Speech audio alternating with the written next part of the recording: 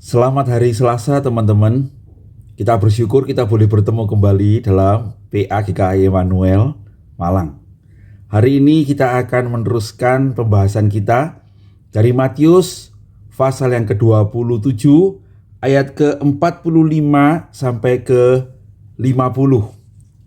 Mari kita berdoa dulu sebelum kita membaca dan merenungkan firman Tuhan. Tuhan, terima kasih kami boleh bertemu kembali hari ini untuk belajar firman-Mu.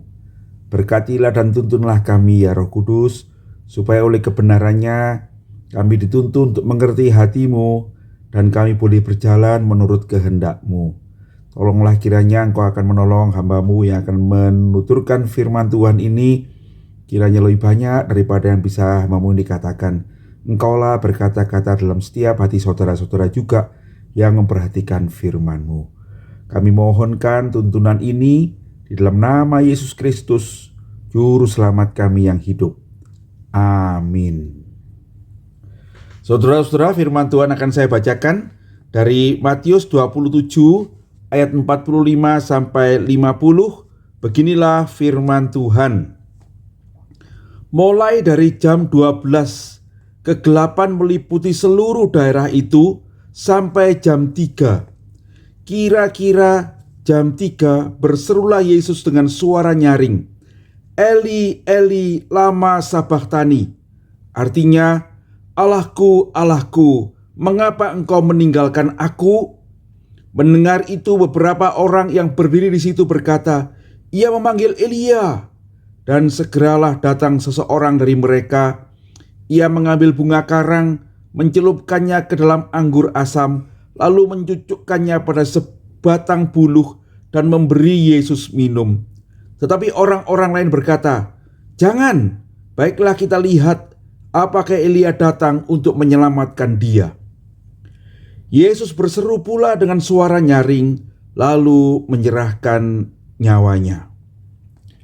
Berbahagia kita yang baca firman Tuhan, menyelidikinya dengan seksama, berjalan menurut kebenarannya.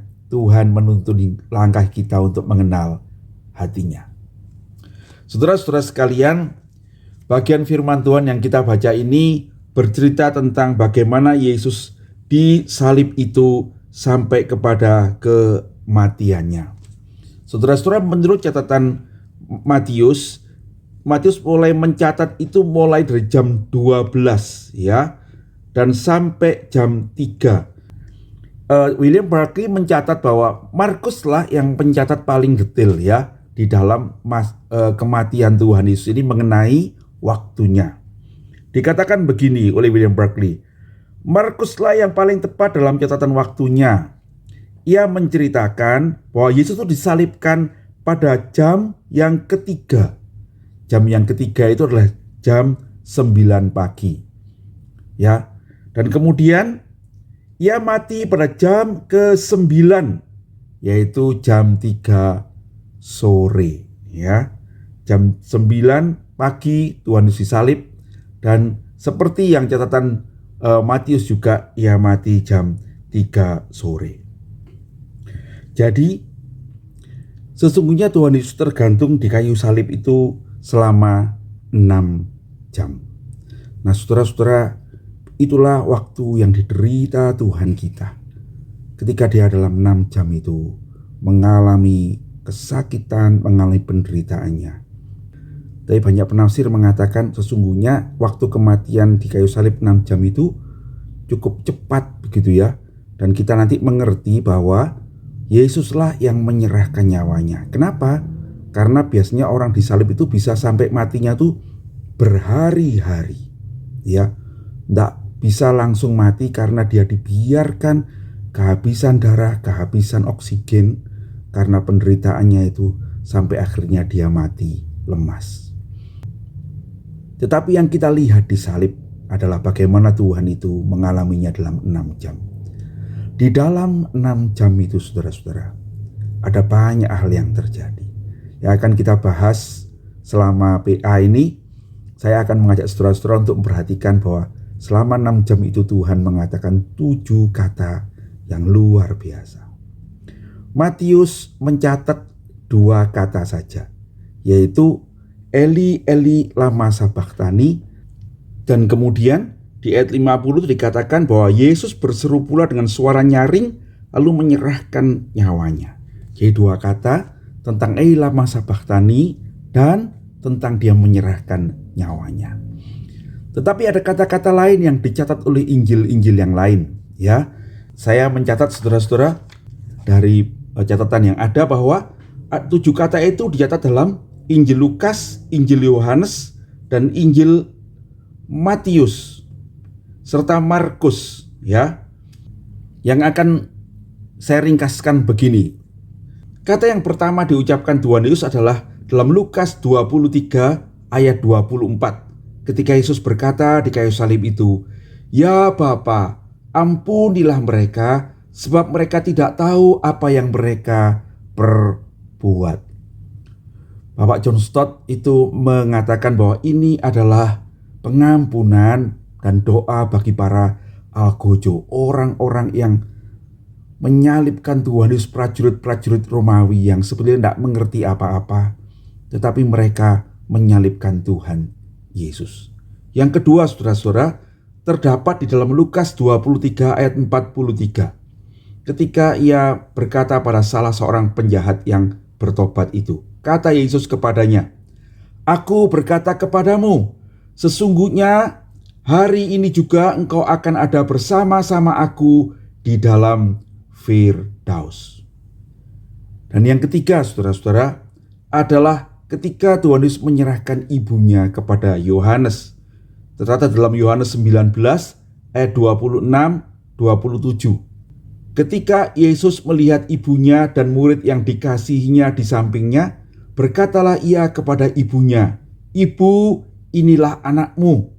Kemudian katanya kepada murid-muridnya, "Inilah ibumu." Dan sejak itu murid itu menerima dia di dalam rumahnya. Dan kata yang keempat, saudara-saudara, terdapat di dalam Matius 27 ayat 45-46 yang hari ini kita baca. Mulai dari jam 12, kegelapan meliputi seluruh daerah itu sampai jam 3. Kira-kira jam 3 berserulah Yesus dengan suara nyaring, "Eli, Eli, lama sabachthani."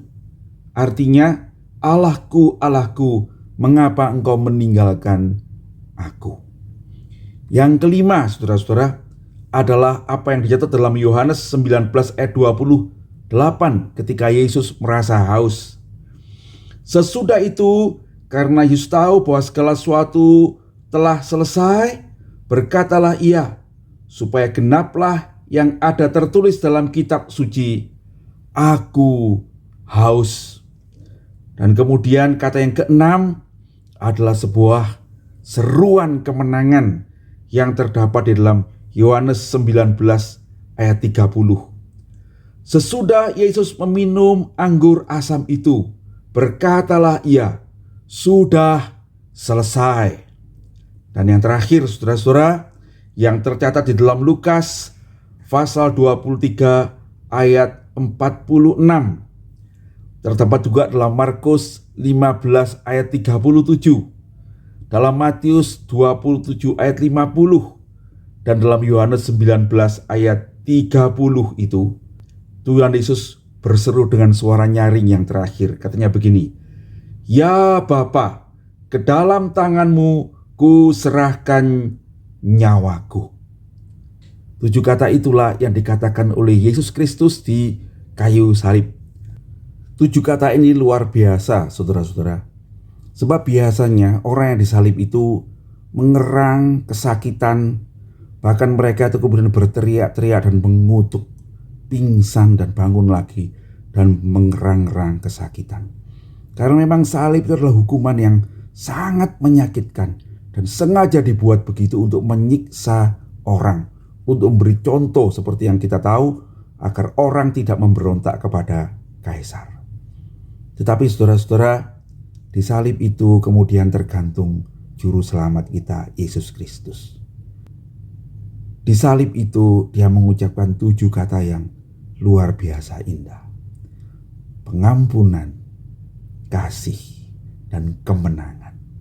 Saudara-saudara sekalian, sampai hari ini kemudian salib itu berubah, bukan menjadi tempat penyiksaan bagi kita orang percaya, tapi itu adalah kemuliaan, sebuah contoh bagi kita semua bagaimana kita menghadapi hidup ini. Saudara-saudara sekalian, saya akan bahas hari ini satu kata dulu ya, sebagai pendahuluan, dan kemudian nanti saya akan bahasnya pada pertemuan kita yang berikut.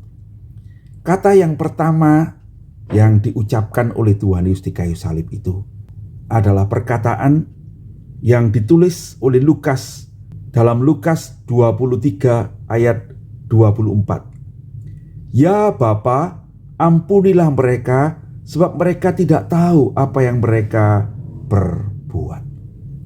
Johnson menganggap inilah doa Tuhan Yesus bagi orang-orang yang menyalibkan dia, prajurit-prajurit itu. Tetapi saya sendiri merasa ini bukan cuma untuk prajurit-prajurit itu, tapi saya kira juga untuk penjahat yang mengolok-olok dia di sebelah kanan dan kiri itu, juga untuk orang Farisi dan imam kepala yang membenci dia dan menyalibkan dia, bahkan juga untuk orang-orang yang lewat, orang-orang yang kita sudah bahas minggu yang lalu ya, yang hadir di dalam penyaliban itu. Melihat mereka semua yang mungkin ada yang tidak benci pada dia, bahkan pada orang yang benci pada dia, Tuhan tidak menunjukkan kemarahan, tetapi Tuhan menunjukkan kasih-Nya. Ketika melihat mereka semua yang menyalibkan dia, matanya memandang kepada Bapa, lalu kemudian memandang pada orang-orang itu, dan kemudian dia berdoa, ya Bapa, ampunilah mereka, sebab mereka tidak tahu apa yang mereka perbuat. Saudara-saudara sekalian, sekalipun Yesus menderita secara fisik, menderita secara emosional, bahkan dia dihujat dan dikhianati, diolok-olok, dia bisa turun dari salib itu. Dia bisa menghukum semua orang-orang itu. Tetapi yang dilakukan Yesus adalah dia mengasihi mereka. Saudara-saudara, Tuhan Yesus pernah berkata, kasihilah musuhmu dan berdoalah bagi mereka yang menganiaya kamu. Tuhan Yesus melakukan apa yang dikatakannya itu di kayu salib. Dia mengampuni mereka dan berdoa bagi mereka. Apa yang dia doakan? Dia mohon pengampunan dari Bapa. Dia mohon Tuhan mengasihi mereka. Saudara-saudara sekalian, hari ini biarlah kita belajar dari satu hal ini dulu ya. Bagaimana kita berdoa bagi orang-orang yang menjahati kita, yang menganiaya kita, orang-orang yang kita ini dikhianati, disalah mengerti, bahkan kita dibenci. Saudara-saudara, doa kita bukanlah mohon mereka dihukum, tetapi Tuhan mengajar kita agar kita berdoa bagi mereka, agar mereka diampuni. Saudara-saudara sekalian, tidak mudah. Itulah sebabnya Tuhan berikan contohnya kepada kita di kayu salib, supaya setiap kali kita melihat salib itu, kita diingatkan, kitalah yang menyalibkan Tuhan, kitalah yang menghujat dia, kitalah yang mengkhianati dia, tetapi dia memandang kepada kita dengan kasih dan berdoa bagi kita, supaya kita diampuni dan beroleh keselamatan dari Bapa. Saudara-saudara, saya tidak tahu apa yang sedang teman-teman hadapi hari ini. Saya tahu di dalam hidup kita ada banyak orang yang menyakiti hati kita, yang membuat kita kecewa, yang buat kita merasa terhina, yang buat kita merasa dikhianati. Hari ini biarlah firman Tuhan mengajar kita untuk berdoa bagi mereka. Puji Tuhan, saudara-saudara. perkataan yang indah inilah sesungguhnya yang membuat orang yang disalib bersama Kristus, yang tadinya mengolok-olok dia, kedua penjahat itu dikatakan oleh Injil Matius, demikian juga orang yang disalib bersama dia itu mengolok-olok dia, bukan? Tapi salah satunya kemudian bertobat. Kenapa? Salah satu penafsir melihat ketika orang itu mendengar Yesus mengampuni orang yang mengolok-olok dia, yang menyalibkan dia, termasuk mengampuni dia sendiri, dia sadar orang ini orang benar. Lalu dia berkata, "Ya Tuhan, kalau Engkau nanti datang sebagai Raja, ingatlah aku." Yang menunjukkan dia kemudian percaya kepada Yesus Kristus. Saudara-saudara, demikianlah kiranya hidup kita juga menyaksikan kasih itu. Ketika saudara mengampuni orang, berdoa untuk orang yang menganiaya kamu, menunjukkan kasihmu pada orang yang membenci kamu, sesungguhnya itulah yang membuat orang akan melihat kasih Tuhan ada dalam hidupmu. Dan kiranya saudara-saudara, oleh karena kebaikan hatimu itu, karena pengampunanmu itu, pengampunan kita, Tuhan dipermuliakan. Orang dituntun untuk mengenal kasih Tuhan, mengenal kekuatan yang menopang kita orang percaya untuk mengampuni, dan dia pun boleh datang kepada Yesus Kristus Tuhan dan beroleh keselamatan itu. Kiranya Tuhan menolong kita, saudara-saudara. Kiranya hidup kita menyaksikan kasih dan pengampunannya. Terpujilah Tuhan. Mari kita berdoa. Bapa yang di sorga, terima kasih kami boleh belajar secara singkat firman Tuhan hari ini. Kami bersyukur kami diberitahu bahwa Engkaulah Juru Selamat yang mengampuni kami orang berdosa. Pada masa Natal seperti sekarang ini, kami ingat bahwa Engkau sudah datang ke dalam dunia untuk mengasihi kami. Dan dalam pembacaan kami hari ini, kami mengerti, sekalipun kami menolak Tuhan, bahkan menyalibkan Tuhan, Engkau tetap mengasihi kami dan mengampuni kami. Tuhan, itu contoh yang sukar buat kami. Tetapi kami mau belajar untuk berjalan seperti-Mu, menuruti firman-Mu, supaya kami berdoa bagi orang-orang yang bersalah kepada kami, menganiaya kami, dan kami mengampuni mereka dan mengasihi mereka seperti Tuhan. Sertailah kami ya Immanuel, tuntunlah kami di jalan-Mu, buatlah hidup kami menyaksikan kebenaran dan kasih-Mu. Dan kiranya nama Tuhan dipermuliakan, terpujilah nama Tuhan. Dalam nama Yesus Juru Selamat kami yang hidup, kami berdoa dan mengucap syukur. Amin. Demikian PA kita hari ini, saudara-saudara. Tuhan Yesus memberkati. Saya bertemu nanti sore, kita mendiskusikannya dalam Zoom meeting GKI Immanuel. Tuhan Yesus memberkati.